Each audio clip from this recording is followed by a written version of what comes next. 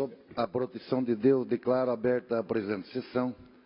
Convido a deputada Dirce Ardenscheid para proceder às leituras das atas da última sessão. Ata da 63ª sessão ordinária da terceira sessão legislativa da 18ª legislatura da Assembleia Legislativa do Estado de Santa Catarina, realizada em 12 de julho de 2017. Presidência: deputados Silvio Drevik, Aldo Schneider e Maurício Studilac. Secretárias: deputada Dirce Ardenscheid e Ana Paula Lima, Maurício Studilac. Às 14 horas do dia 12 de julho do ano de 2017, nessa cidade de Florianópolis, capital do Estado de Santa Catarina, reuniu-se a Assembleia Legislativa em sessão ordinária.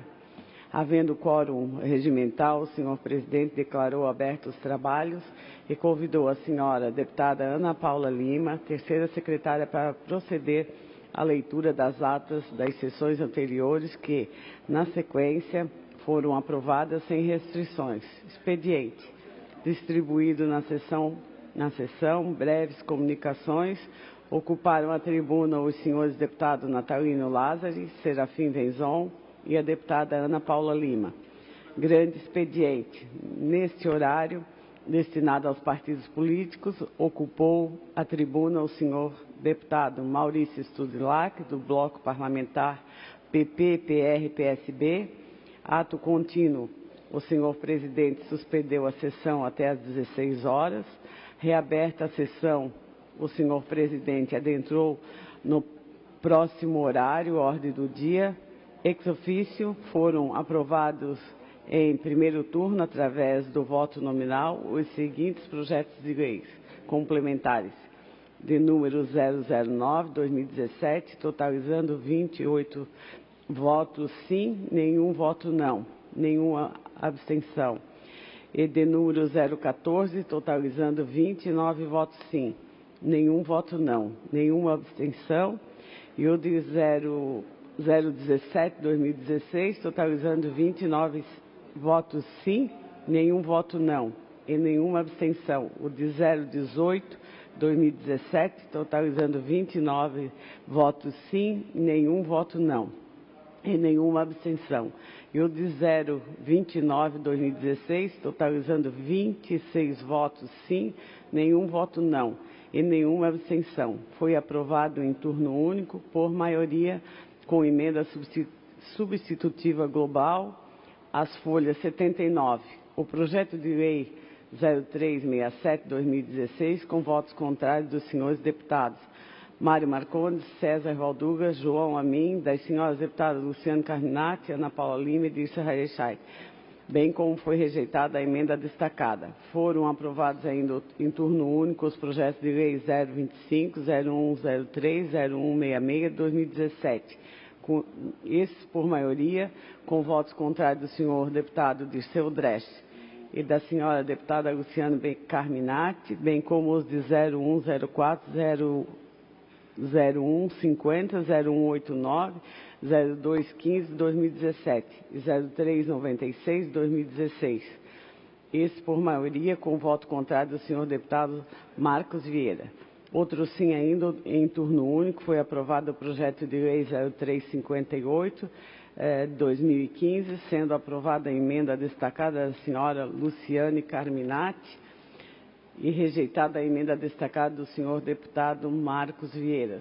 Na sequência, o senhor presidente encerrou a sessão e convocou outra extraordinária para 16 horas e 11 minutos para constar. Eu, secretária segunda, e mandei digitar a presente ata.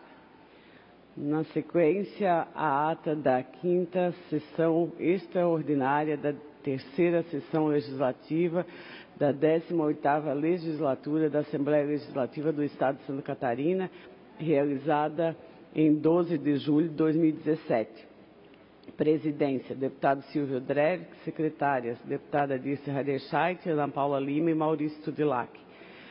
Às 18h11 do dia 12 do mês de julho do ano de 2017, nessa cidade de Florianópolis, capital do estado de Santa Catarina, reuniu-se a Assembleia Legislativa em sessão extraordinária. Ordem do dia. Foram aprovados em segundo turno os projetos de lei complementar 009/2017, totalizando 25 votos sim, nenhum voto não e nenhuma abstenção.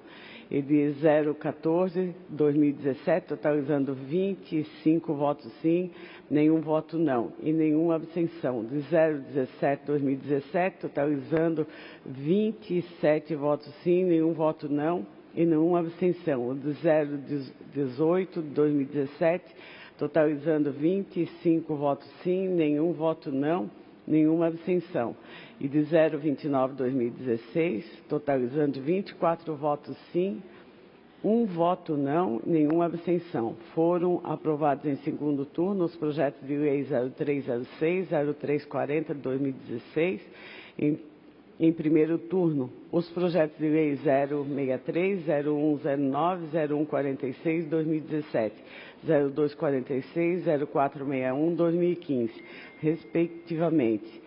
Nada mais havendo, o senhor presidente, antes de encerrar a sessão, convocou outra ordinária para o dia seguinte, no horário regimental, para constar. Eu, segundo a secretária, haveria presente ata. Era isso, senhor presidente. Obrigado, deputada Dirce Ardinchaide. Em discussão, as atas que acabam de ser lidas, não havendo quem queira discutir. Em votação, quem tiver de acordo permaneça como está. Aprovadas. Solicito a assessoria que proceda à distribuição do expediente. Breves comunicações, inscrito para falar o deputado Dirceu Dresch. Antes, porém, sem prejuízo ao deputado Dirceu, concedo pela ordem ao deputado Ismael dos Santos.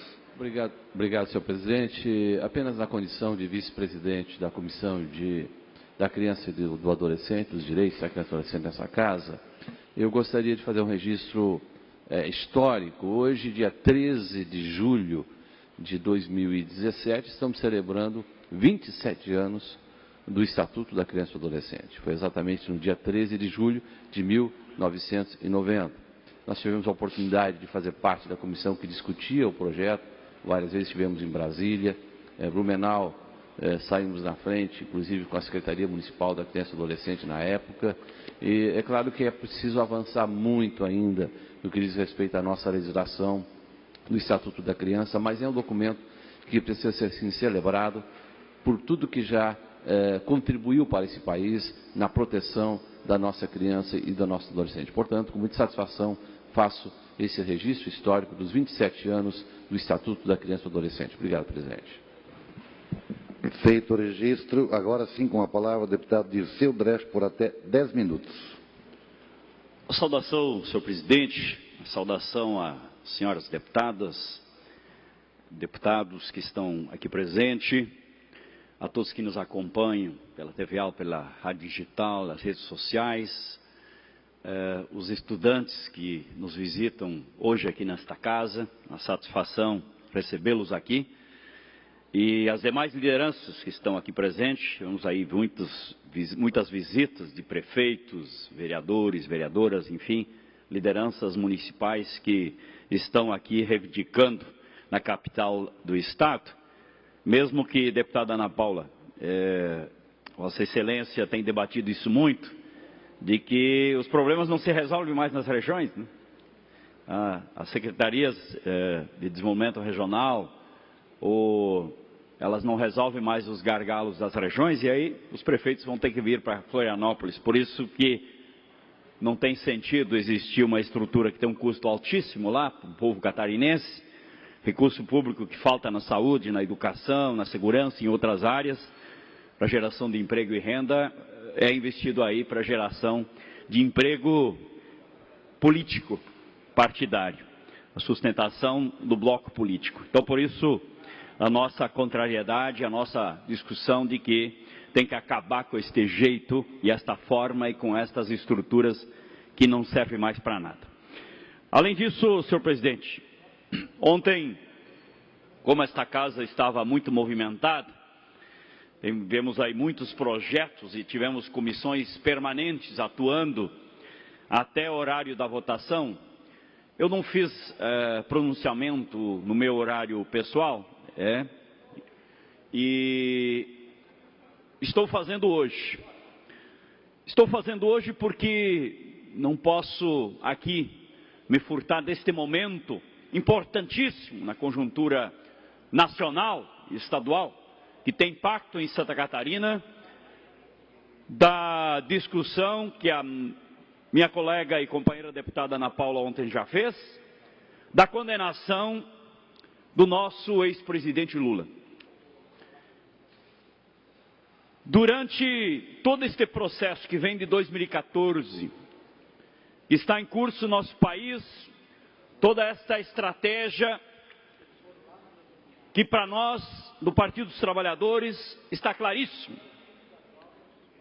que é uma estratégia do golpe, que em 64 foi um golpe militar e agora é um golpe parlamentar, jurídico e midiático. Portanto, nós não tínhamos dúvida que o Moro, pelo que ele fez, pela articulação que ele fez com os grandes meios de comunicação, especialmente com a Rede Globo, de, num ano, 18 horas do Jornal Nacional, passo a passo tentando destruir esta grande figura, este grande símbolo da resistência da esquerda brasileira e dos trabalhadores e trabalhadoras desse país, pelo que ele fez quando foi presidente da República, que todos diziam, a elite dizia, que um trabalhador não tinha capacidade de governar um país. E fez muito bem, e mais, governou incluindo os mais pobres e os pobres desse país, primeiro por um prato de comida, depois pela possibilidade de uma universidade, pela possibilidade do agricultor ter um crédito, pela possibilidade da soberania nacional, do Brasil não ficar de joelhos para o mundo, mas olhar de cara a cara, inclusive, para o presidente dos Estados Unidos, que inclusive em algum momento disse que o Lula era o cara. Então, o Moro não tinha, pelo que ele construiu, outra saída a não ser, e nós não tínhamos dúvida disso, condenar Lula, mesmo sem provas, com convicções.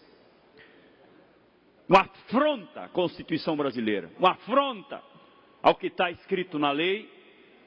Felizmente, nós temos alguma expectativa em alguns setores do judiciário, eu quero deixar isso muito claro, que nós não acreditamos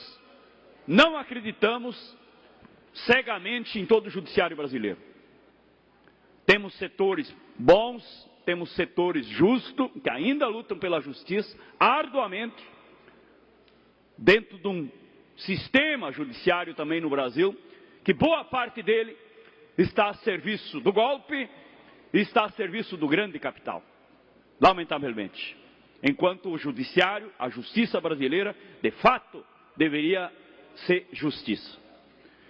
Por isso, nós entendemos de que a decisão da 4ª Região de Porto Alegre sobre um dos processos do ex-tesoureiro do Partido dos Trabalhadores, João Vacari, que está preso injustamente mais de 2 anos, preventivamente, é bom se dizer, sem nenhum crime comprovado, preventivamente, mais de 2 anos, ali que já está uma das grandes aberrações do juiz Moro e de parte do judiciário brasileiro, nós não temos dúvida que não, e isso está na Constituição, é isso que nós estamos cobrando, não pode condenar ninguém sem prova, só com delações, depoimentos, delações sem provas de bandidos ou corruptos, não se pode condenar nem o Lula e nenhum brasileiro.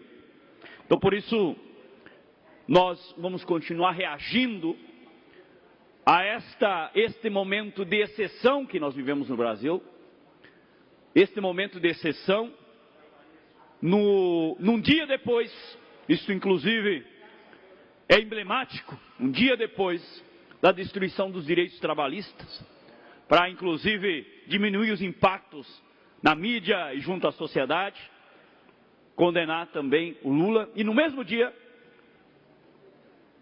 soltar uma figura também emblemática chamada Gedel Vieira. Então, por isso, a todos que nos acompanham, os catarinenses, nós não estamos aqui defendendo a impunidade. Nós estamos aqui defendendo de que seja quem for que cometeu crimes, tem que ser punido, tem que ser condenado. Agora, não me venham, por causa de um movimento midiático, de um movimento jurídico, apoiar alguém, a condenação de alguém, sem ter cometido crime. A assessoria jurídica do presidente Lula comprovou que aquele famoso ditado, o famoso triplex, está em garantia na Caixa Econômica Federal. Isso está comprovado para a empresa OAS, que é o grande motivo desta condenação de Moro. Como é que se condena, como se condena uma liderança? Se prova justamente, e quem está sendo condenado tem que provar que está sendo injustiçado. Não quem acusa, está se invertendo a lógica. E por isso nós vamos continuar debatendo este tema com muita tranquilidade no nosso país e defendendo o presidente Lula. E mais, tem uma estratégia de tirar o presidente Lula do debate eleitoral do ano que vem. Porque faz parte da estratégia do golpe não deixar o presidente Lula disputar, porque a elite brasileira não está conseguindo uma candidatura à altura. E nós, inclusive, estamos suspeitando que há uma estratégia em curso de não ter eleições no ano que vem. Não ter eleições no ano que vem. Nós, com certeza, o povo brasileiro não vai deixar isso acontecer e nós vamos continuar lutando para que tenha eleições diretas já. Porque o presidente Michel Temer, este grupo hoje que está governando o Brasil, não vai tirar o país desse atoleiro que o colocaram. Diziam que tinha que tirar a presidente Dilma porque daí o país ia voltar à normalidade, ia mudar a conjuntura econômica. Pelo contrário, tiraram uma presidente que até hoje não comprovaram um crime contra ela,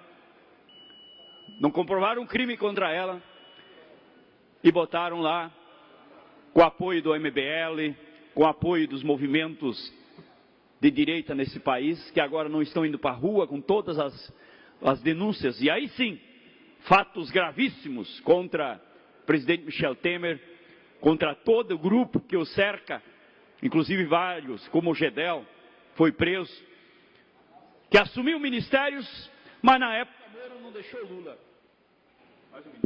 Mais um minuto, deputado Disseu. O próprio Moro não deixou Lula assumir o ministério. Como deixa depois os outros, inclusive denunciados, assumir ministérios? Isto mostra, infelizmente, a seletividade, a partidarização de setores do judiciário do nosso país, e é isso que nós não vamos deixar acontecer, é isso que nós vamos continuar lutando, junto com as pessoas de bem, junto com as pessoas sérias, com as pessoas honestas, que querem construir justamente um país para todos os brasileiros. Obrigado. Dando continuidade a breves comunicações, a deputada Ana Paula Lima, por 10 minutos, deputada. Muito obrigada, senhora presidente, deputada Dirce Heidescheid, aos senhores parlamentares que se encontram neste horário dessa sessão ordinária, ao Parlamento Jovem, que com muita satisfação nós recebemos nesse momento e que a partir de hoje também poderão usar esse plenário para fazer as discussões de vários temas que trazem de várias regiões do estado de Santa Catarina, uma juventude aguerrida, uma juventude disposta a discutir a política, e através da política que a gente faz as transformações que queremos e que sonhamos. Muito bem-vindos à Assembleia Legislativa do Estado de Santa Catarina.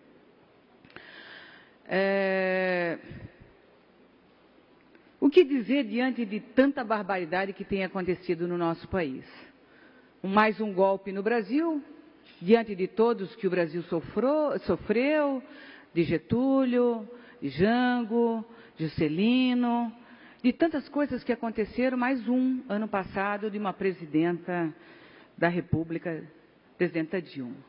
E havia até questionamentos, o povo saiu na rua, e eu queria saber onde é que eles estão, diante de tantas barbaridades reveladas, desemprego lá em cima, a quadrilha que está governando o Brasil, desse impostor que é presidente só por causa de um golpe, que ainda está manipulando os deputados e senadores lá no Congresso Nacional, que tem feito negociata, que foi pego, inclusive, em algumas gravações de empresários que bancavam a sua campanha e seus luxos para ele e para a jovem mulher dele, que teve as gravações, que um deputado do PMDB tinha gravado uma gravação carregando mala de dinheiro para levar para esse impostor. Tantas barbaridades. De um senador que também, numa gravação, disse que era para entregar dinheiro para o primo dele, porque esse a gente podia calar, podia matar. É muita barbaridade. Eu fico assim, pensando o que o nosso povo está sofrendo nas suas residências, nos seus locais de trabalho. Parabéns, Brasil. Parabéns porque tiraram uma mulher honesta e colocaram essa quadrilha governando. Parabéns pela reforma trabalhista, que os trabalhadores agora vão ter o direito de trabalhar não 8 horas, 12 horas por dia. Parabéns pelas férias parceladas, conforme a intenção do empregador, se for 10 dias, 20 dias, conforme ele quer, não podendo inclusive fazer programação com a sua família. Parabéns que nas horas extras trabalhadas vão ficar bancos de horas, de repente estão fazendo hora extra para ganhar um pouco mais para o sustento da sua família, trabalhando até mais, isso pode reverter na questão da saúde futuramente, mas de repente não vai ter dinheiro, vai ter banco de horas e vai pegar a folga conforme o patrão quiser. Parabéns pela reforma trabalhista aprovada essa semana no Senado, onde a multa dos fundos de garantia era 40%, agora é 20%, que antes era 30 dias de aviso prévio, agora é 15%, pela terceirização, pela aprovação da PEC 55, onde vamos ficar 20 anos sem investimentos na área da saúde. Então, o Sistema Único de Saúde, se está deficitário, provavelmente nos próximos anos, 20 anos, conforme esse impostor que está governando o Brasil tem feito, não vai ter mais investimentos. Parabéns pela reforma previdenciária, que de repente a nossa juventude, que pensa em se aposentar um pouco aos 60 anos, vai ter que se aposentar aos 65, mas há uma dúvida nesses 65, porque precisa de 49 anos que possam contribuir com a Previdência Social, mas com a terceirização, com o trabalho intermitente, quem é que vai ter uma carteira assinada por tanto tempo? O patrão agora vai dizer o seguinte: eu preciso desse serviço por tantas horas, fez essas horas, que é o trabalho intermitente, você pode vir para casa, não tendo mais carteira assinada. Eu acho até que a carteira de trabalho ficou um instrumento obsoleto daqui para frente, porque o regime vai ser de escravidão. É isso que a gente tinha lotado. E o povo foi para a rua enganado. E agora está envergonhado de voltar de novo. Envergonhado porque tenho encontrado várias pessoas que dizem o seguinte: Ana Paula, eu não imaginei que seria isso. Com o desemprego lá em cima, com a reforma trabalhista aprovada, a reforma previdenciária vai acontecer e Michel Temer, o impostor, continua lá e o povo não foi para a rua. Por quê?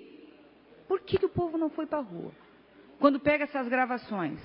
E a barbaridade maior ainda é esse espetáculo mediático que tem acontecido, deputado Dirceu Dresch. Ontem nós tivemos mais uma sequência de golpe. A condenação, lamentável, né, assistimos com muita dor no coração, a condenação sem provas do presidente Lula. Sem provas. O apartamento triplex não é da família do presidente Lula. Ele é da Caixa Econômica Federal. Ele está em garantia, que a empresa que construiu o prédio deu em garantia à Caixa Econômica Federal.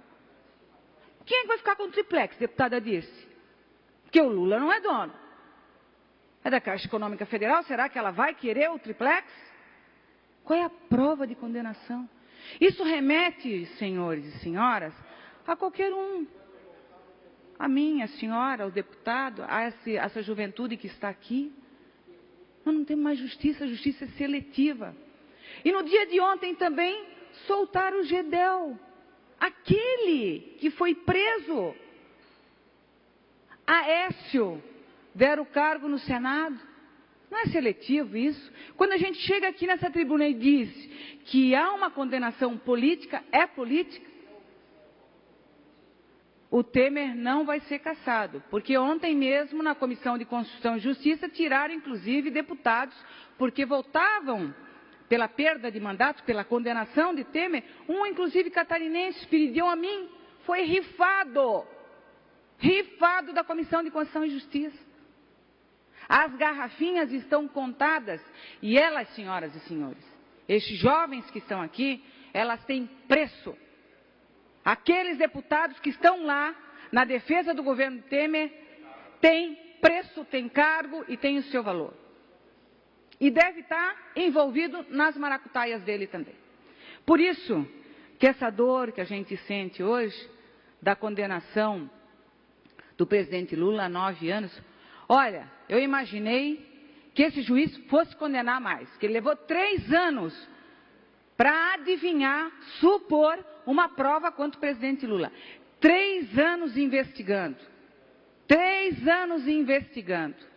E olha que já aconteceu coisa nesse Brasil. Mataram um ministro, Teori Zavascki, o filho dele confessou. Mataram meu pai naquele acidente de avião. Vocês têm dúvida disso? Eu não tenho dúvida nenhuma. E o que a gente tem vivenciando aqui? A publicação da condenação do presidente Lula surpreendeu todos, inclusive uma parte da justiça, porque eu ainda acredito na justiça, mas dá todo o poder a esse juiz de primeira instância, que acredito que depois de 3 anos ele estava tão desesperado em dar uma sentença que ele deu a sentença de 9 anos e meio. Mas diante de tanta publicidade, diante de tanto espetáculo mediático, de televisão, dessa revista insignificante, essa revista Veja, que tem dono, eu pensei que a pena seria maior ao presidente Lula. Mas ele é o nosso candidato, sim, a presidente da República. É esse o medo. É esse o medo deles. Um presidente que ampliou o ensino superior no Brasil, através do ProUni e o FIES. Um presidente que tirou o Brasil do mapa da fome, que isso inclusive era reportagens do Jornal Nacional dizendo que o Brasil estava no mapa da fome na época de Fernando Henrique Cardoso. O Brasil saiu da mapa da fome com fome zero.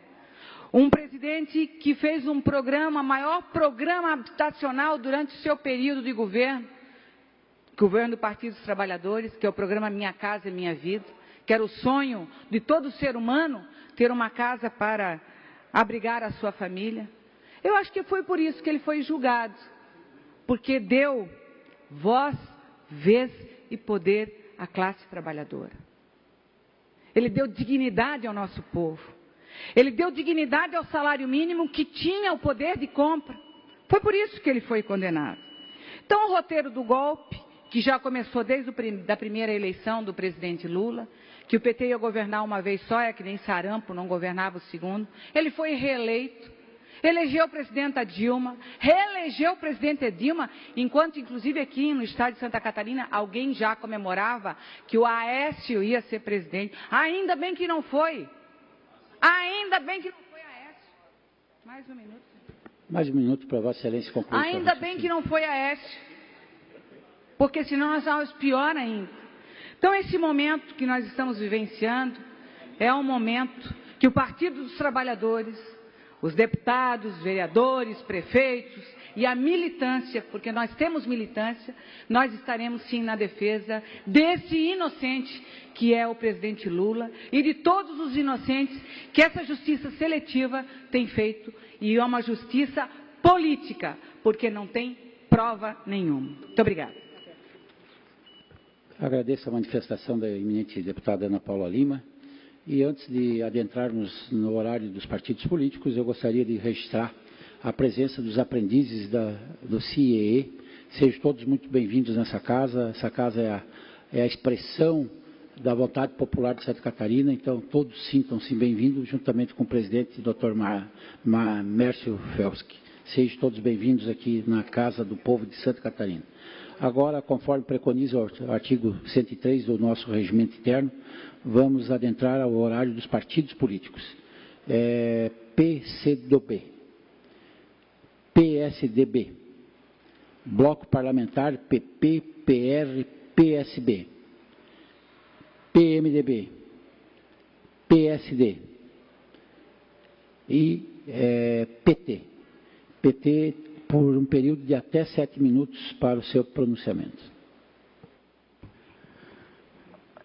Senhor presidente, a todos que nos acompanham, mais uma vez, ocupo esta tribuna neste momento, em nome do nosso partido, Partido dos Trabalhadores, e com certeza o fato que marca hoje o cenário nacional é, sem dúvida nenhuma, e é o assunto mais comentado nas redes sociais no mundo, é a condenação do nosso ex-presidente Lula. E condenação, neste momento, sem prisão. Nós reunimos há pouco a nossa bancada, e reunimos lideranças da Executiva Estadual, do Diretório Estadual, e a avaliação que o nosso debate, o projeto do nosso partido, o conteúdo político que o partido defende desde a sua fundação há quase 38 anos atrás, é um conteúdo que vem discutindo e vem avançando numa perspectiva que nos levou há 4 anos a ganhar as eleições no país. 4 eleições consecutivas. Pelo que consta na história, nunca isso aconteceu, que um partido político ganhou 4 eleições. E nós não temos dúvida, e por isso, nós não vamos aceitar que o Lula seja tirado da disputa de 2018. Se querem disputar democraticamente nas urnas as eleições, nós topamos. Não temos nenhum problema. Não temos nenhum problema em perder eleições. Já perdemos várias. Inclusive com o que foi feito em 89, quando Collor era candidato contra Lula. O que fizeram, o que montaram, que depois foi tudo farsa, inclusive um sequestro montado, que depois se esclareceu que era farsa. Nós poderíamos ter, talvez, já ganho as eleições em 89. Viraram de avesso a vida do ex-presidente Lula desde 89, da sua família, dos seus amigos, e até hoje não conseguiram provar nada para condenar esta liderança. Então nós estamos muito tranquilos e vamos continuar esta caminhada firme de defesa dos trabalhadores e trabalhadoras desse país.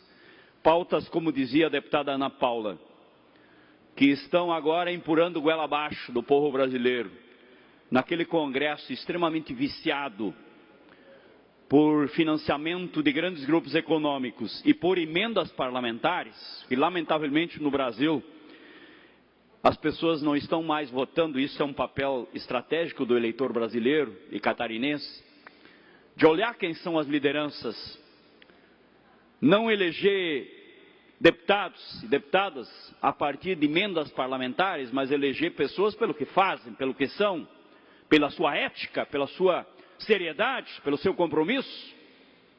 Este Congresso está viciado. Por isso, este Congresso eleger um presidente, ou o próprio presidente que está lá, está viciado.